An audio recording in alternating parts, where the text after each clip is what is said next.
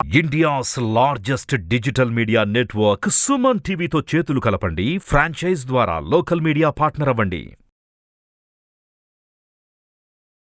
Hi viewers, India's largest digital media network Suman టీవీకి స్వాగతం. ప్రస్తుతం మనతో senior financial advisor G V Satyanarayana గారు ఉన్నారు. సార్ నమస్తే. నమస్తే సార్, ఇప్పుడు చూసుకుంటే Israel Palestine war long time కొనసాగుతుంది అంటున్నారు. అంటే ఇది ఎంతవరకు కొనసాగుతుంది? ఇక ఈ నేపథ్యంలో డిఫెన్స్ స్టాక్స్ ఏవేవి కొనొచ్చు, ఇక అదేవిధంగా ఇంకా ఏ రంగాల స్టాక్స్ వారికి ఈ వార్ అనేది యూజ్ అవుతుందంటారు? రైట్. ఇప్పుడు ప్రజెంట్ ఉన్న సిచ్యువేషన్లో ఇది latest current affair news. War నడుస్తుందో ఈ వార్ వల్ల లాంగ్ టర్మ్ అని అంటారు కానీ కాదు. ఎందుకోసం అంటే మీరు గమనించినట్టయితే రష్యా ఉక్రెయిన్ వార్ అయింది, మనకేం లేదు. కాకపోతే మనకి ఏ వార్లు అంటే చైనా వార్ కానీ, అంటే చైనా బార్డర్ వార్, పాకిస్తాన్ ఇలాంటివి అయినప్పుడే మనకి ప్రాబ్లం. కానీ ఎక్కడో పాలస్తీనా ఇజ్రాయెల్ గొడవకి మనకు సంబంధం లేదు ఒకటి. కానీ ఫస్ట్ ఏం చెప్తారు, ఆ వార్ అనగానే లాస్ట్ మండే ఫాల్ మార్కెట్ ఏంది, ముందు ఏం జరగబోతుందో ఏమవుతుందో అని మార్కెట్ పడుతుంది. తర్వాత ఏం చెప్తారు, మార్కెట్లకి ఏం సంబంధం లేదు, అవి ఎంత చిన్న దేశాలు, అవి వాళ్ళ ఎకానమీ ఎంత, దేశం ఎంత, దాని యొక్క అంటే ఎఫెక్ట్ ఆ యుద్ధం వలన ఏ ఏ దేశాలకు ఎఫెక్ట్ ఉంటుంది. కాబట్టి మనకంటూ నాకు తెలిసి ఎటువంటి ఎఫెక్ట్ ఉండదు. రెండోది ప్లస్ పాయింట్లే మనకి. ఎప్పుడైనా కానీ ఎవరైతే ఇన్వాల్వ్ అవుతారో వాళ్ళకు ఉంటుంది. సపోజ్ ఇప్పుడు మనకి చైనా బార్డర్ వాళ్ళు మన దాంట్లోకి వచ్చిన మన మార్కెట్ మీద ఎఫెక్ట్ ఉంటుంది. పాకిస్తాన్ వాళ్ళు మన దాంట్లోకి వచ్చిన మనతోటి పాకిస్తాన్ ఏదైనా జరిగినప్పుడు మన మార్కెట్కి ఎఫెక్ట్ ఉంటుంది. ఎక్కడో పాలస్తీనాలోనో ఎక్కడో రష్యా ఉక్రెయిన్ ఎక్కడో జరిగితే మన మార్కెట్లకు అంతగా ఏముండదు. రెండోది మన మార్కెట్లకి ఒక విధంగా ప్లస్ పాయింట్లే. ఎలా అంటే ఉదాహరణకి ఏది తీసినా రష్యా ఉక్రెయిన్ వార్ జరిగింది. రష్యా ఉక్రెయిన్ వార్ జరిగిన మనం తటస్థంగా ఉన్నాం. అంటే రష్యాకి సపోర్ట్ లేము, ఉక్రెయిన్కి సపోర్ట్. అంటే రష్యా అమెరికానే ఇండైరెక్ట్గా. రష్యా ఉక్రెయిన్ పేరు కానీ అమెరికా రష్యానే. ఎప్పుడైతే అమెరికాకి సపోర్ట్ చేసే దేశాలు కొన్ని ఉంటాయి, రష్యాకి సపోర్ట్ చేసే దేశాలు కొన్ని ఉంటాయి. ఈ రష్యాకి సపోర్ట్ చేసే దేశాల వలన రష్యాకి సపోర్ట్ చేస్తాయి, అమెరికాకి సపోర్ట్ చేసే అమెరికాకు.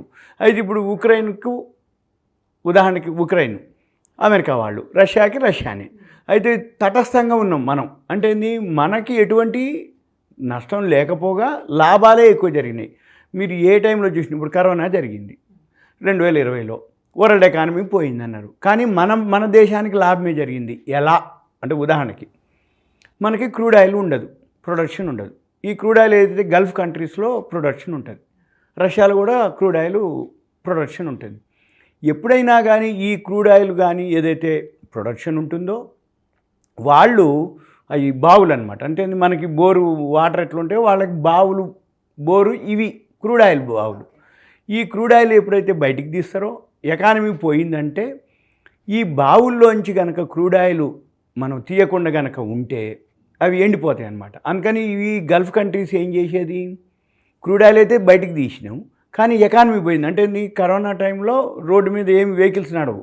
ఎప్పుడైతే వెహికల్స్ నడవో క్రూడ్ ఆయిల్ ఏమవుతుంది, ఇన్వెంటరీస్ అంటారు, నిల్వలు ఎప్పుడైతే పేరుకుపోయినాయో అవి యూజ్ కాకపోతే బోరు అదే అక్కడ బావులు మళ్ళీ వాడకూడదు.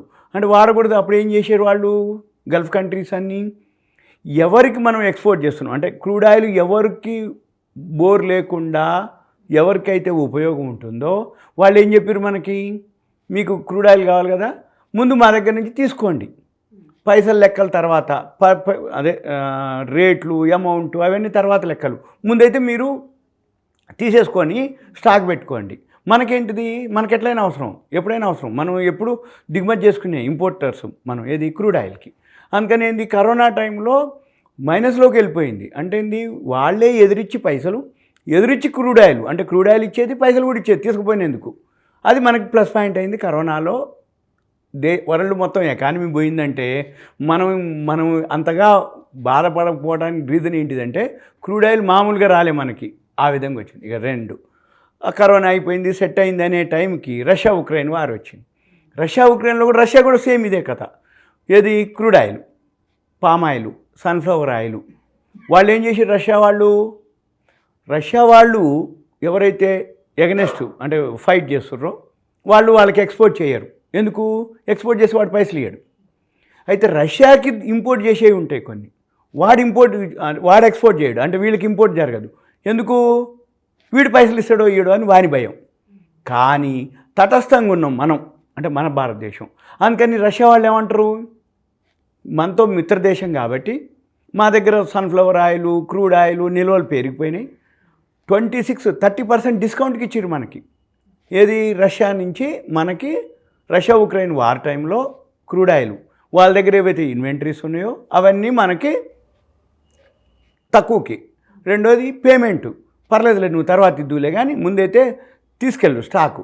మనం ఏంటిది, సరే ఓకే మనకు అవసరం కాబట్టి తీసుకోవటం. ఇక మూడోది, ఇప్పుడు ఈ ఇజ్రాయెల్ ఇవన్నీ ఏం చెప్పినా మనకేమి కాదు, పాలస్తీనాలు చెప్తే ఆ టైంలో అంటారు. అయితే సోమవారం రోజు, అంటే శని ఆదివారాలు ఏదో యుద్ధం నడిచింది, సోమవారం రోజు మన మార్కెట్లు పడ్డాయి. ఇక మంగళవారం నుంచి మార్కెట్లు మళ్ళీ కంటిన్యూ పెరగడం జరిగింది. పడ్డది 400 అయితే పెరిగేది 600, 1000 పాయింట్లు అనమాట. అంటే పడితే కొంచెం, పెరిగేది ఎక్కువ. అందుకని మన మార్కెట్లకి ఎఫెక్ట్ లేదనేది ఒకటి. ఇక రెండోది, మనకి కూడా దీన్ని ఏమంటారంటే జియో పొలిటికల్ వార్. అది ఎవరు గెస్ చేయలేరు, ఎవరు ఎప్పుడు ఏం జరుగుద్దో తెలియదు, అందరికీ లోపల ఉంటుంది. ఇప్పుడు సపోజు ఈ పాలస్తీనా ఇజ్రాయెల్ది ఈరోజు కాదు సమస్య, వాళ్ళిద్దరి మధ్యలో ఎప్పటి నుంచో ఉంది. రష్యా ఉక్రెయిన్ కూడా ఎప్పటి నుంచో ఉంది. కానీ ఏ టైంలో ఈ వార్ జరుగుద్ది అనేది గెస్ చేయలేదు ఎవరు. దీన్ని జియో పొలిటికల్ వార్ అంటే, ఏదైతే ఈ జియో పొలిటికల్ వార్ ఏదైతే వర్డ్ ఉందో మనకు వచ్చేటప్పటికి మన మార్కెట్లకి ఎటువంటిది లేదు. కానీ ఇప్పుడు చైనా వాళ్ళు మన భారత భూభాగంలోకి చొచ్చుకొచ్చారు అనుకో, అది మన మార్కెట్కి ఎఫెక్ట్, అది ఓకే. పాకిస్తాన్ ఇట్లా, అంటే మన బోర్డర్లో ఉన్న దేశాలు మన దేశం మీదకి దండెత్తినా, మనము ఏదైనా జరిగినప్పుడు మనం దండెత్తేది లేదు. వాళ్ళు దండెత్తాలన్నా వాళ్ళెంత దేశం, వాళ్ళు మన మీద ఫైట్ చేయటానికి వాళ్ళ కెపాసిటీ అంతా, ఇవన్నీ కూడా చూసుకోవాలి మళ్ళీ మనం. అదొకటి తప్ప వేరే విధంగా లేదు. ఇక రెండోది, ఇప్పుడు ఏదైతే ఉందో మనకి ప్లస్ పాయింట్లే ఏ విధంగా చేసినా, ఏ వారు వచ్చినా మనకి ప్రజెంట్ లేదు. అయితే ఒకవేళ కనుక వస్తే ఈ డిఫెన్స్ స్టాక్స్ ఉన్నాయి, ఈ డిఫెన్స్ స్టాక్స్ కనుక మనము ఫాలో అయితే ఎప్పుడన్నా పడ్డప్పుడు కనుక కొనుక్కుంటే, ఈ బోర్డర్లో వార్ కోసం ఇప్పుడు ఏ టైంలో ఏం జరుగుద్దో అని మన క్యాబినెటే ఎప్పటికప్పుడు గవర్నమెంటు కొన్ని వేల కోట్లని ఈ డిఫెన్స్ కోసం అలాట్ చేయడం జరిగింది. ఈ డిఫెన్స్లో కొన్ని స్టాక్స్ ఉన్నాయి. ఏది ఎంటీఆర్ టెక్నాలజీస్ అని, సోలార్ అని, ఎల్ఎన్టీ అని, మజ్గాన్ డాక్ అని, కొచ్చిన్ షిప్ యార్డ్ అని, డేటా హిందుస్థాన్ హెచ్ఏఎల్ అని, బీడీఎల్ అని, మిదాని అని, ఇట్లా కొన్ని ఉన్నాయి. అవన్నీ కూడా గార్డెన్ రీచ్ షిప్ యార్డ్ ఒక 15-20 దాకా ఉంటాయి. అవన్నీ కూడా డిఫెన్స్ స్టాక్స్, అవి ఫాలో అవ్వచ్చు. ఇక వీటితో పాటు ఫుడ్కు సంబంధించింది కూడా ఉంటుంది. ఉదాహరణకి రష్యా ఉక్రెయిన్ వార్ వచ్చింది. ఎప్పుడైతే ఆ దేశం నుంచి వేరే దేశానికి ఫుడ్కు సంబంధించిన ఎక్స్పోర్ట్ ఉండేది, రష్యా ఆగిపోయేది, ఎక్స్పోర్ట్ చేయకపోయేది. వాళ్ళు ఎవరికైతే ఎక్స్పోర్ట్ చేస్తున్నారో మనం ఎక్స్పోర్ట్ చేయటం జరిగింది. మనము జీడిపి అంటే అగ్రికల్చర్ సెక్టార్లో మనము లీడింగ్ అనమాట. అంటే ఉదాహరణకి ధాన్యం, గోధుమలు, పంచదార ఏవైతే ఉన్నాయో, కాటన్, ఇటువంటివి మనం బ్రాండ్ అనమాట. అంటే వరల్డ్ మొత్తానికి ఎక్కువ శాతం రష్యా వాళ్ళు ఎవరైతే ఫుడ్కి సప్లై చేస్తారో, ఎక్స్పోర్ట్ చేస్తారో, వాళ్ళు ఎప్పుడైతే రష్యా వాళ్ళు ఆగిపోయారో మనం ఎక్స్పోర్ట్ చేయడం మొదలుపెట్టినాం. పంచదార, ధాన్యం అంటే బియ్యం ప్లస్ గోధుమలు, ఈ 3. ఆయిల్ మనకు లేదు కాబట్టి దిగుమతి చేసుకుంటాం. మనకాడ ఎక్కువ ఉన్న పంటలు ఎగుమతి చేస్తాం. అంటే దానివల్ల ఏమవుతుంది, మనకి ఫుడ్కి సంబంధించింది, డిఫెన్స్కి సంబంధించింది, ఎక్స్పోర్ట్ ఎప్పుడైతే జరుగుతుందో ఆర్డర్స్, అంటే డిఫెన్స్కి అయితే ఆర్డర్సు, ఈ ఫుడ్కి సంబంధించింది ఎఫ్ఎంసీజీ అంటాం, ఫాస్ట్ మూవింగ్ కన్జ్యూమర్ గూడ్స్, ఇవి మనకి బెనిఫిట్ అయ్యాయి. అందుకోసం ఇప్పుడు ఈ మధ్యకాలంలో మనము ఎప్పుడైతే మన గవర్నమెంట్ బ్యాన్ చేసింది, బియ్యం, పంచదార ఇవన్నీ బ్యాన్ అన్నారు. అనగానే అమెరికాలో ఎగబడి సూపర్ మార్కెట్ల మీద బియ్యం బస్తాలు తీసుకుపోయారని మన వీడియోలు కూడా చూడటం జరిగింది ఛానల్స్లో. అంటే ఏంటిది, మనమే అనమాట లీడింగ్. అందుకని ఈ వారి వల్ల ఫుడ్కి సంబంధించింది కానీ, ఈ డిఫెన్స్కి సంబంధించింది కానీ, వారు మనకు అసలు ఎఫెక్టే లేదు కాబట్టి ఈ సెక్టార్లని అబ్జర్వ్ చేయొచ్చు. మామూలుగా వాల్యూ ఉన్నటువంటివి ఎప్పుడైనా కానీ క్వాంటిటీ కాదు, క్వాలిటీ చూడాలి. అప్పుడు మన వాటికి ఏం లేదు. ఇక ఇది వరకు ఓకే. మనకి ఈ వారితోటి మనకి పెద్ద ఎఫెక్ట్ అయితే ఏం కాదు. Right, thank you so much. Okay, Suman TV ప్రేక్షకులు ధన్యవాదాలు, థ్యాంక్ యూ.